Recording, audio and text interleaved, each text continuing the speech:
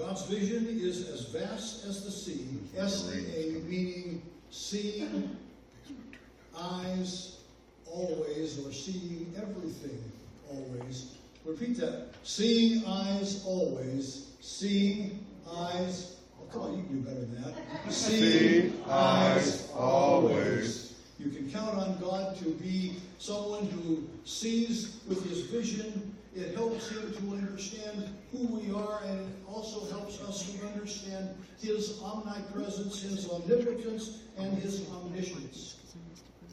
Now, in case I'm throwing big theological words around, let me just tell you that God's omnipresent. Omni is the Latin or Greek for everywhere. And God's presence on the earth and in the heavens is everywhere.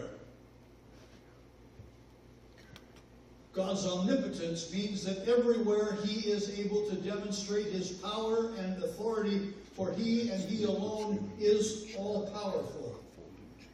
He's omniscient in that he is all-knowing. Remember the children's song, "Oh, he hears all he sees all you do, and he hears all you say"? My God is watching all the time. Do you ever feel like somebody's watching you? How many of you had the experience of feeling that somebody, you're in a crowd of people and seeing somebody, feeling somebody staring at you? Kind of a weird experience, isn't it? Yet we know that God is watching us because he knows everything we should do, and it should make us comforted, but all too often it has a tendency to make us a little bit scary. One of the favorite stories of our grandchildren is when John and Tricia were living a number of years ago in the Portland area. We had a wonderful old 2-story house, 3 bedrooms up, and the living room and a bedroom downstairs. And they put the kids up to bed. Stephanie or Allie was about 5, and Spencer was about 3. And after a day of interacting with kids, Tricia and John were sitting downstairs on the Davenport, probably, if I know them well, watching a movie. And all of a sudden, from the top of the stairs, they heard this voice: "Mom, Dad, Spencer's bothering me." In the basement. "What's he want?" "He's bothering me." "What's he want?" "He's bothering me." "What's he want?" And then you can hear the pitter-patter of the feet on the stairs as she walks in. And knowing Allie, she gave this kind of a thing and said, "He's spooked. You guys told him that Jesus sees everything, and he doesn't want Jesus watching him sleep." Well, we know it can be scary to us. It can be wonderful. But the thought of the fact that God is watching over me, he's watching over me every time.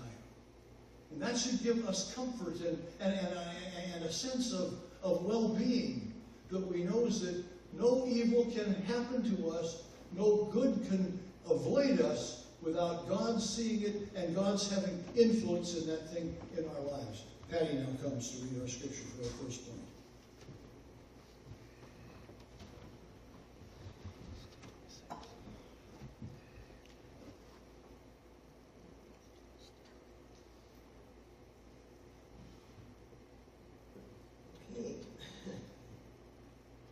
God's eyes show that he may punish, or he rewards with blessing.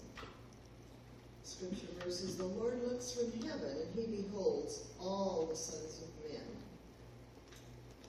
Proverbs: "The eyes of the Lord are in every place, beholding the evil and the good." Psalm 11: "The Lord is in his holy temple. The Lord's throne is in heaven.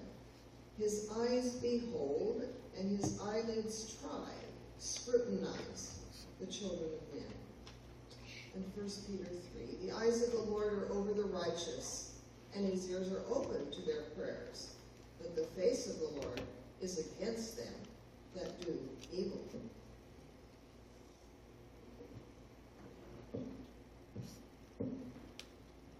You won't hear anything until Shoot that down again. That's okay.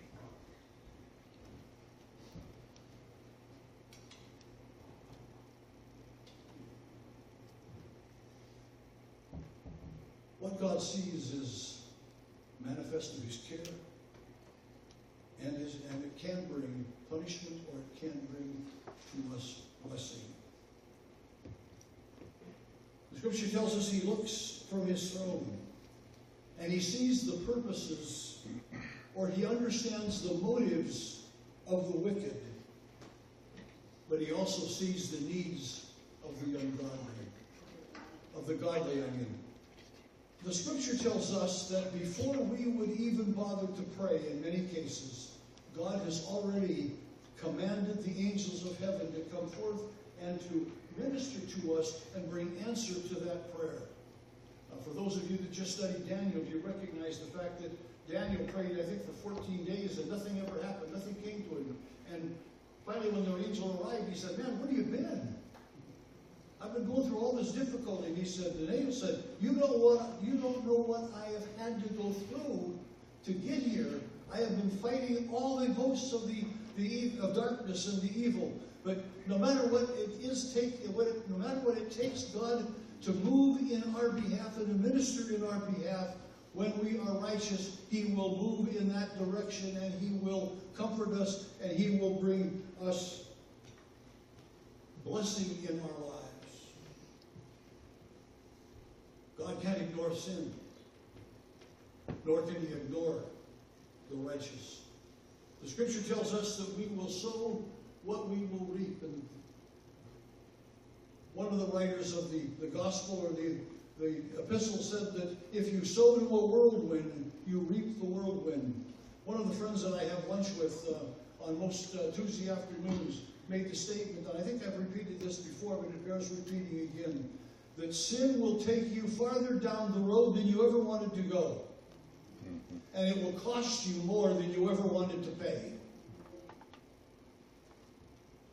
And we need to recognize the fact that even though we are Christians, when we move out from the protecting hand of God and we get into our own areas, that God is there to nudge us back to where we belong, because he works in our conscience and he works with us in the consequences that we have. Whatever we sow, that will he also reap. And the peace of God comes to us through our prayer, through our faithfulness, and through our righteousness.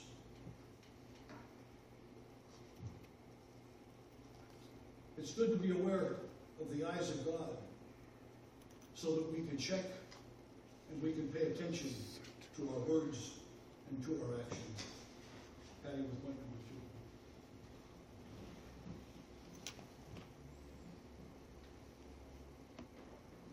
2. The eyes of God show us that he cares.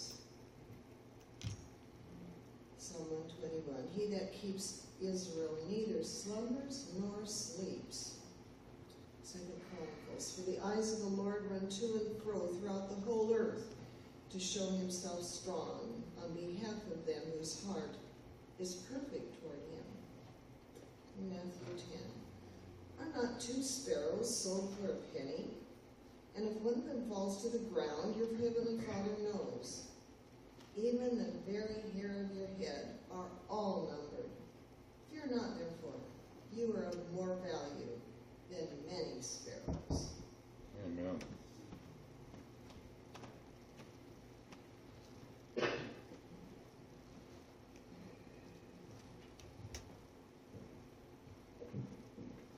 The eyes of God show us that he cares. The scripture tells us that he never shuts his eyes. He never slumbers. He never sleeps. For his eyes are constantly spinning and spanning the earth. I don't know about you. I find it very, very difficult to imagine somebody who doesn't get tired, who doesn't want to take a nap once in a while,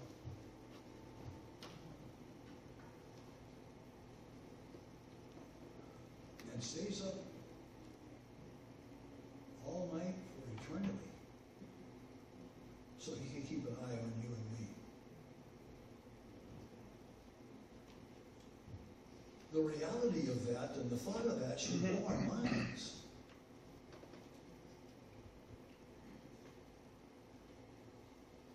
us get tired from time to time. All of us want to run out and take a nap and just close our eyes and just let the world go for a little while. The older I get, the earlier my time is that I want to turn in. And I'm usually on my way to bed by 9:30 or 10 o'clock, where I was at one time able to stay up until 11 or 12, or sometimes even later than that. But that's something really interesting to do. But the scripture tells us, you see, that God never slumbers, God never sleeps. As a matter of fact, if you look back into the book of Kings or Samuel, remember when Elijah was taking on the prophets of Baal? And they built an altar and they put a sacrifice on it. And Elisha said, okay, Elijah said, you guys can pray. And after 3 hours of cutting themselves and bawling and squalling, Elijah goaded a little bit by saying, scream louder, yell louder. Maybe your God's asleep. Maybe he's off doing something. Maybe he's gone to the bathroom. Literally what it says.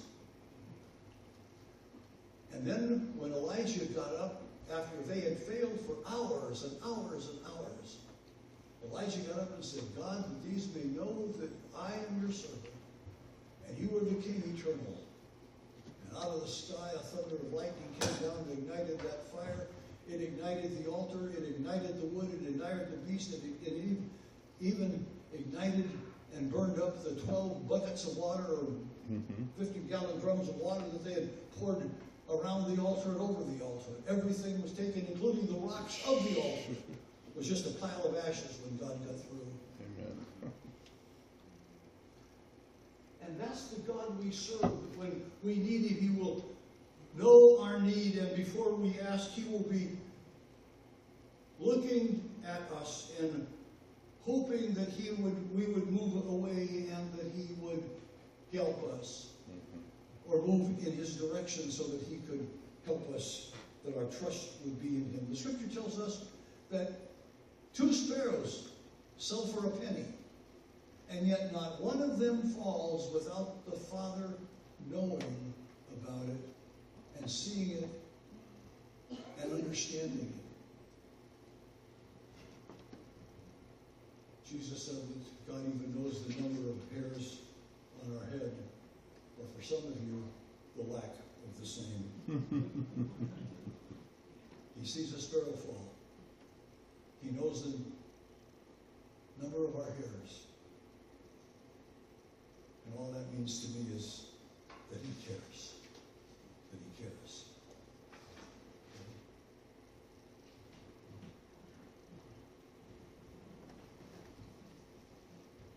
That scripture about knowing the hair on our head always just blows my mind. Can't imagine anybody counting hair. It's a lot of hair. Especially on Ron's head. Have you ever seen his hair? Anyway. Number 3. God's eyes show that He values us, He knows us, He guides us, and He hears us. For you have covered me in my mother's womb. My substance was not hid from you when I was made in secret. Your eyes saw my substance, yet being imperfect. And in your book, all of my parts were written, and they were when they were in continuance being fashioned, when as yet there was none of them. That's from Psalm 139. Psalm 32. I will instruct you and teach you in the way that you should go. I will guide you with my eye. Psalm 94. He that planted the ear, shall he not hear? And he that formed the eye, shall he not see?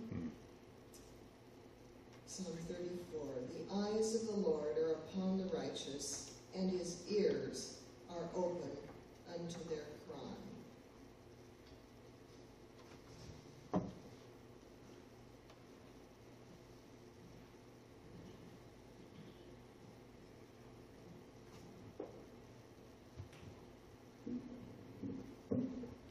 God's eyes show us that He values us.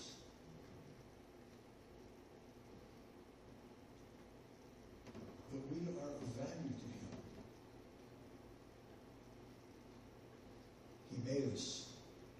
Scripture tells us, as we've talked before, that He has known us when He watched us being knit together in our mother's womb. He made us, so He cares. When my mother decided at age 89 or 90 to go into a nursing home, not a nursing home, but a assisted living center, all the family gathered and she decided and picked out the stuff that she wanted to take with her to the home. And then from the oldest, which was me, to the youngest grandchildren, they had the opportunity to go around and take whatever they wanted of Grandma's things. And buried deep in one of her drawers, I found a piece of plaster about that big around. 2 of them. With a handprint in them. Turned them over, and what was mine? What was my sister's? But we had made a vacation Bible college. The message is from Stan Benefield. Say right out. It broke me up then, it breaks me up today to know that because I had made something, she found it to be of a great deal of value, and she had saved that for almost 80 years. I didn't catch that. Please try again. What's interesting about this whole thing, you see, is that God made us, and He treasures us because He made us. All too often we have a tendency to forget that God knows everything there is to know about us. He knows us better than we know ourselves. He knows everything about us, and because He has made us the things that we have, the things that we are, He values those things, and He wants to set us on display in front of the devil. The whole thing that's been going on earth ever since time began, and ever since He kicked Lucifer out of heaven with the third of the angels.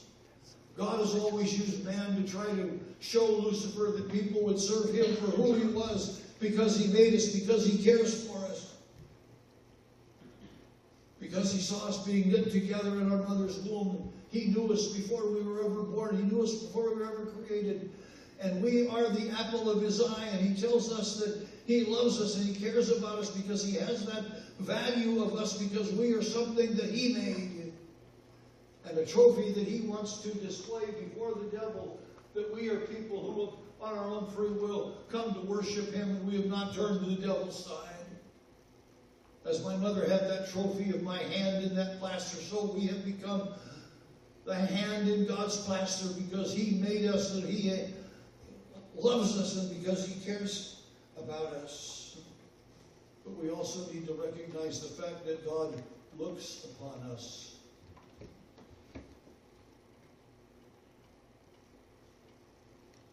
I'm sure there are people in your life who you know what they're saying by a look.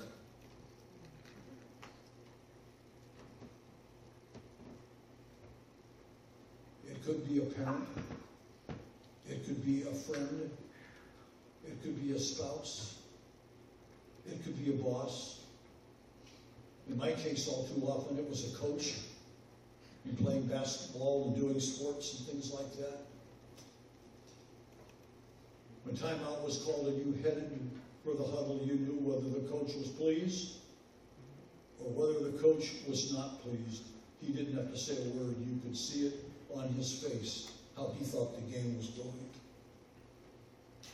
God sees us. He is an all-seeing eye. He watches over us with His eye, and Scripture says He planted our ear in us so that we would always hear Him speak to us. I believe all too often, if there's one thing that you and I need to do, it's need to recognize the fact that God sees us. He wants to take care of us, and He wants to display us as trophies of His grace and trophies of His goodness. But more than that, He wants us to know His voice, because the Scripture says, when Jesus said, "My sheep know my voice and they follow me." And we need to be those folks that have attuned our ear to the voice of God. That we hear God speak to us, and we hear God giving direction to us.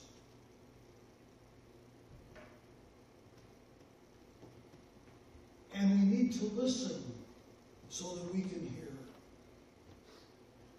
I think all too often in our devotional time, in our prayer, we think that we can read, we think that we can pray, but when I have my devotions, I oftentimes just sit there in the presence of God, looking at the Word, but possibly not reading, but just waiting to hear if God's got anything He wants to say to us. Because the Scripture says, be still and know that I am God.